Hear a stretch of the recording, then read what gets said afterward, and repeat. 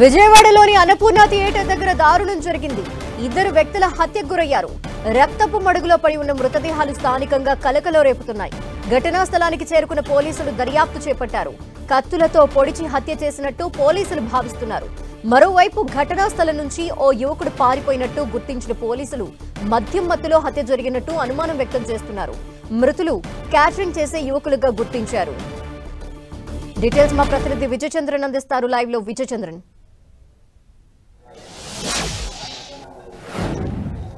విజయవాడ నగరంలోని శకుంతల థియేటర్ సమీపంలో ఈ రద్దీగా ఉంటుంది ప్రాంతం. అయితే ఇక్కడ అంటే ఈ కొంచెం లేబర్ పనులు చేసుకునే వాళ్ళు కొంచెం ఇక్కడ ఇల్లు రెంట్కు తీసుకొని ఉండడం జరుగుతుంది. ఇప్పుడు మనం చూస్తున్నటువంటి ఏదైతే ఉందో ఈ గల్లీలో ఉన్నటువంటి ఈ రూమ్లో అంటే క్యాంటరింగ్ చేసుకుంటూ జీవనం చేసేటువంటి యువకులు ఉంటా ఉన్నారు. వారిలో ఇద్దరిని దారుణంగా హత్యకు గురి అయ్యారు. ఈ దారుణ హత్యకు గురైన వారు విజయనగరానికి చెందిన వారు ఒకరును, విజయవాడ నగరానికి చెందిన వారు ఒకరుగానే గుర్తించడం జరిగింది. ఇక్కడ మధ్యమత్తులో జరిగినటువంటి ఘర్షణలోనే ఈ గొడవ జరిగినట్లుగాను, ఈ గొడవలో రౌడీ షీటర్గా ఉన్నటువంటి ఒక వ్యక్తి ఈ ఘాతుకానికి పాల్పడినట్లుగా పోలీసులకు ప్రాథమికంగా సమాచారం అందింది. అయితే ఈ గొడవ జరుగుతున్నంతసేపు అక్కడ ఉన్నటువంటి మరొక యువకుడు వీరిని అంటే ఈ గొడవను సర్ది ఎత్తే ప్రయత్నం చేయడం జరిగింది. అయితే అతను ఐ విట్నెస్గా పోలీసులు భావిస్తున్నారు. అతన్ని అదుపులోనికి పోలీసులు తీసుకున్నారు. ఈ హత్య చేసినటువంటి వ్యక్తి ఈ సందుగొందులో నుంచి పరారైనట్లుగా తెలుస్తూ ఉంది. అతను ఎక్కడికి వెళ్ళాలనే దాని మీద, ఏ రూట్లో పరారయ్యాడనే దాని మీద సీసీ కెమెరాలను పోలీసు యంత్రాంగం పరిశీలిస్తూ ఉంది. అతను ఒక రౌడీ షీటర్గా పోలీసు యంత్రాంగం ప్రస్తుతానికైతే గుర్తించడం జరిగింది. అయితే ఈ హత్య గల కారణాలు ఈ మద్యం మత్తులోనే జరిగినట్లుగా ప్రాథమికంగా పోలీసుల వద్ద సమాచారం అందుతూ ఉంది. పూర్తి వివరాలు ఇంకా తెలుసుకోవాల్సి ఉంది. అంటే క్యాటరింగ్ చేసే వ్యక్తులతో అసలు రౌడీ షీటర్ కి ఎటువంటి సంబంధం, మద్యం మత్తులో అయినా కూడా గొడవకు కారణాలు ఏంటి అనేవి ఏమైనా తెలిసినాయా? స్థానికంగా ఎవరైనా చూసిన వాళ్ళు చెప్పారా? అంటే మనకు అందినటువంటి సమాచారం మేరకు చూస్తే కనుక ఈ వీరందరూ కూడాను ఒకే ఏజ్ దాదాపు గ్రూపు అయి ఉండడం అయితేనేవి, తర్వాత అంటే ఒకే ప్రాంతంలో ఉండటము, లేకుంటే రకరకాలుగా పరిచయాలు కావడము, అది ఒక స్నేహంగా ఉండడము, కలిసి తింటూ ఉంటున్నటువంటి నేపథ్యంలో వీళ్ళ మధ్య ఒక స్నేహము ఏర్పడినట్లుగా తెలుస్తూ ఉంది. కాబట్టి వీరున్నటువంటి ఇంటికి అతను వచ్చిపోతుండడం అయితేనేమి, వీరందరూ కలిసి అప్పుడప్పుడు మద్యం సేవిస్తూ ఉండడము, ఇవన్నీ రెగ్యులర్గా జరిగే వ్యవహారాలు. అయితే ఏదో విషయంలో వీరి మధ్య ఏదో గొడవ జరిగి అది చిలికి ఒక గందరగోళం పరిస్థితులు నెలకొన్నట్లుగా తెలుస్తూ ఉంది. ఈ నేపథ్యంలోనే దీనికి సంబంధించినటువంటి గొడవ జరిగినట్లుగా మనకు సమాచారం అందుతూ ఉంది. కాబట్టి ఈ గొడవ అంతటికీ కారణం ఒక మద్యం మత్తులోనే ఏదో వ్యక్తిగతంగా ఉన్నటువంటి చిన్న గొడవలే కారణంగా పోలీసులు భావిస్తూ ఉన్నారు. ఈ డెడ్ బాడీలని పోస్ట్ మార్టం చేసేందుకోసం అని చెప్పేసి పోలీసులు ఏర్పాట్లు చేయడం జరుగుతోంది. ఇప్పుడు దీనికి సంబంధించినటువంటి వాహనం కూడా పోలీసు యంత్రాంగము ఈ సందులోనికి తీసుకురావడం మనం చూస్తూ ఉన్నాము. ఈ పోస్ట్ మార్టం అంటే క్లూస్ టీమ్ కూడా వచ్చి దీనికి సంబంధించినటువంటి ఈ నేరానికి సంబంధించినటువంటి ఆధారాలు సేకరించే ప్రయత్నం చేసింది.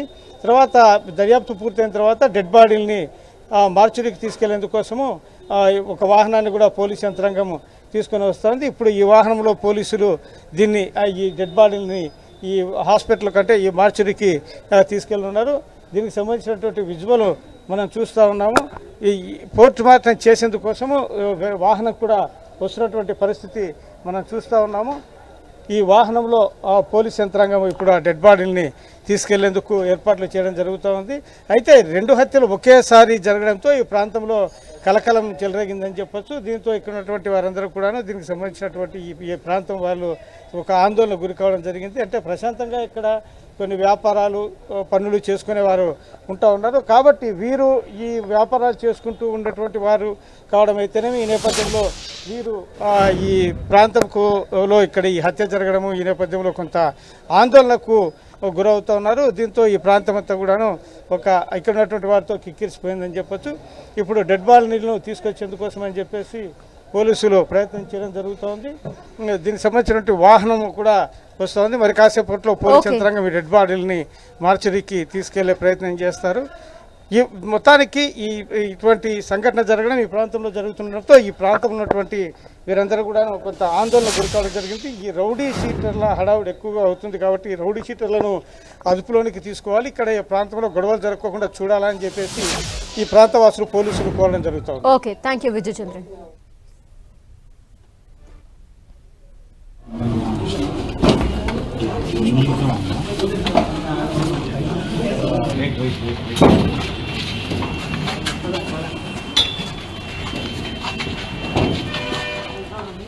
విజయవాడలో జరిగిన మర్డర్కి సంబంధించిన దృశ్యాలు మనం చూస్తున్నాము.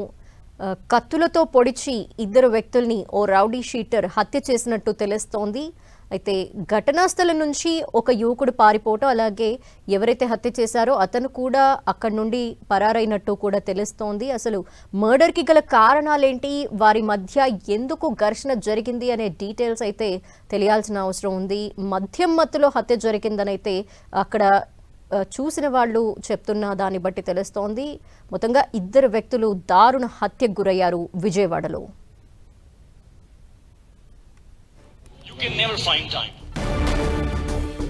విజయవాడలోని అన్నపూర్ణ థియేటర్ కి దగ్గర ఈ దారుణ ఘటన జరిగింది. ఇద్దరు వ్యక్తుల్ని రౌడీ షీటర్ మర్డర్ చేసినట్టు తెలుస్తోంది. అయితే చనిపోయిన వారు క్యాటరింగ్ చేసుకుంటూ అక్కడ జీవనం గడిపే వారిగా తెలుస్తోంది. అయితే వారందరూ కూడా ఒకరికొకరు సన్నిహితంగానే ఉంటారని కూడా చెప్తున్నారు. మరోపక్క వారి మధ్య మద్యం మత్తులో ఘర్షణ జరిగి ఆ ఘర్షణ కాస్త అది మర్డర్కి దారి తీసిందని స్థానికంగా ఉండేవాళ్ళు చెప్తున్నారు. మరోపక్క మర్డర్ చేసిన వ్యక్తి అక్కడి నుండి పరారైనట్టు తెలుస్తోంది. అలాగే మర్డర్కి గల కారణాలు ఏంటి అనే విషయం అయితే పూర్తిగా తెలియాల్సిన అవసరం ఉంది. దీనికి సంబంధించిన డీటెయిల్స్ మా ప్రతినిధి విజయ్ చంద్రన్ అక్కడి నుండి అందిస్తారు. విజయ్ చంద్రన్,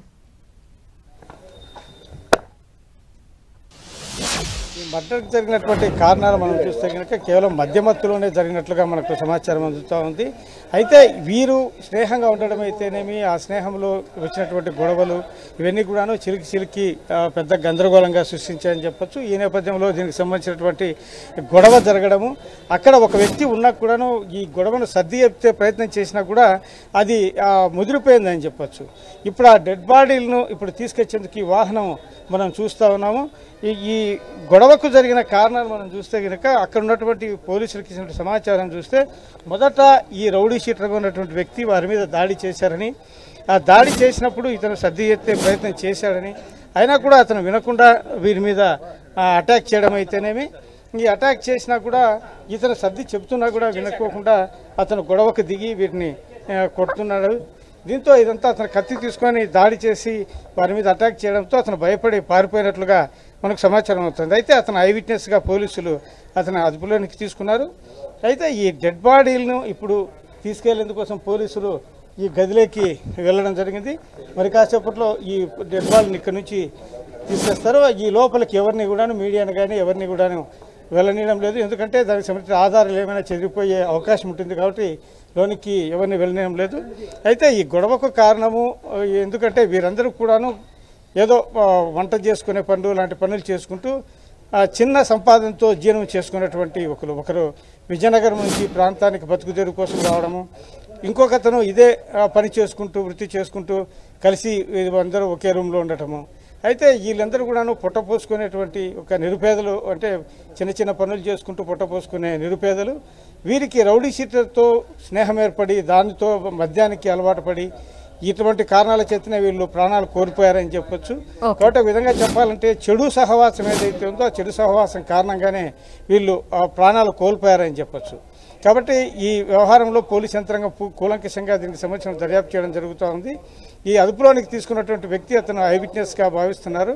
అతను చెప్పేటువంటి వివరాలను బట్టి ఏదో కిషోర్ అనే వ్యక్తి ఈ హత్య చేసినట్లుగా పోలీసులు ప్రాథమికంగా ఒక అవగాహన రావడం జరిగింది. దీనికి సంబంధించిన విచారణ కొనసాగుతుంది. అతను ఏ విధంగా పారిపోయారు, ఎక్కడికి వెళ్ళారనే దాని మీద సీసీ కెమెరాల ద్వారా దర్యాప్తు చేయడం జరుగుతుంది. Okay, thank you Vijay Chandran. వెనక్కి